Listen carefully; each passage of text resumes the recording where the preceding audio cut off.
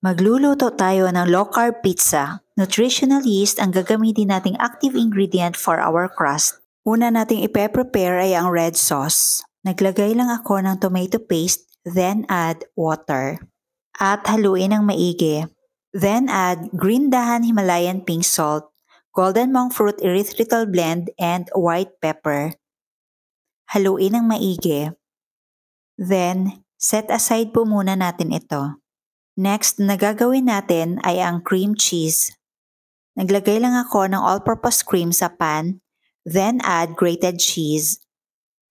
Ang list of ingredients ay ilalagay ko sa last part na video na ito. Then add green dahan white pepper powder and Himalayan pink salt. Pagkatapos haluin ng maigi, lulutuin po natin ito over low heat. Kailangan ma-achieve natin ang creamy and thick consistency. If you love this recipe, please like and share and follow me for more low-carb recipes and health tips. Then, let it cool. Ngayon, gagawin na natin yung crust mixture. Naglagay lang ako ng eggs at Himalayan pink salt. At syempre, yung pinaka-importante sa lahat, yung green dahan nutritional yeast flakes. Pagkatapos, haluin ng maigi.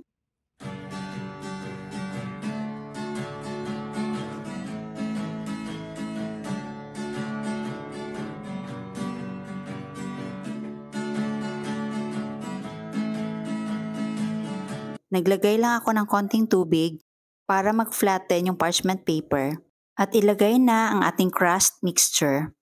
Depende sa inyo kung gaano kalapad, gaano kanipis, or gaano kakapal.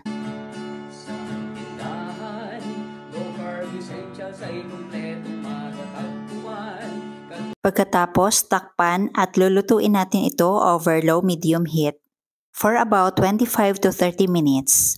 Or depende sa inyo kung gaano ka-crispy yung gusto nyo. Pagkatapos, maglagay tayo ng red sauce.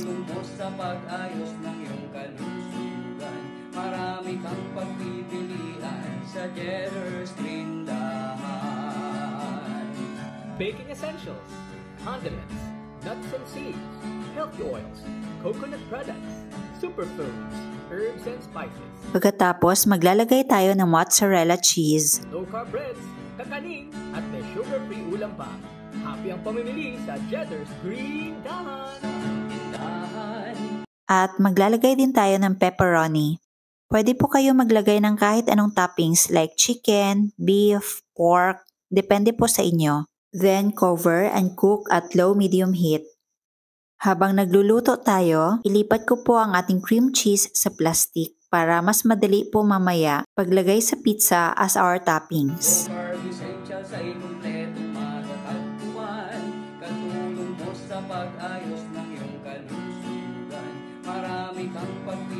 Ngayon, hanguin na natin at ilagay ang cream cheese.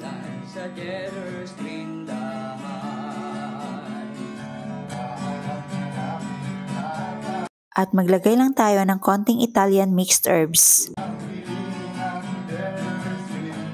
At ito na ang ating low-carb pizza gamit ang nutritional yeast.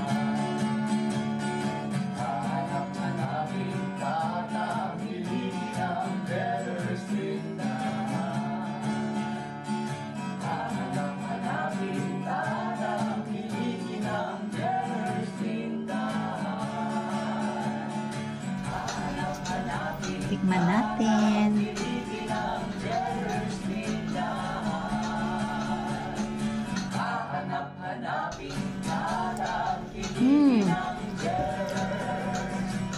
Ang sarap. Crispy.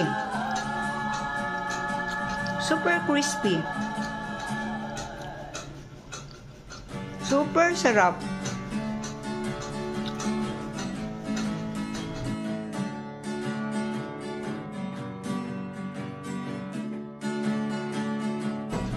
Super sarap talaga, promise.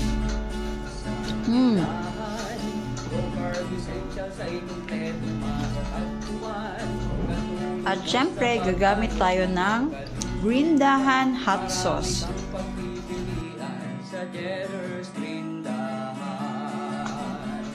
Baking essentials, condiments, Tikman natin. healthy oils, coconut products, superfoods, herbs and spices. Low-carb breads, kakanin, at may sugar-free ulam pa. Super sarap. Ang pamimili sa Jenner's Green. Crispy yung crust. Tapos super cheesy yung toppings. Sulit yung experiment. Sobrang sarap.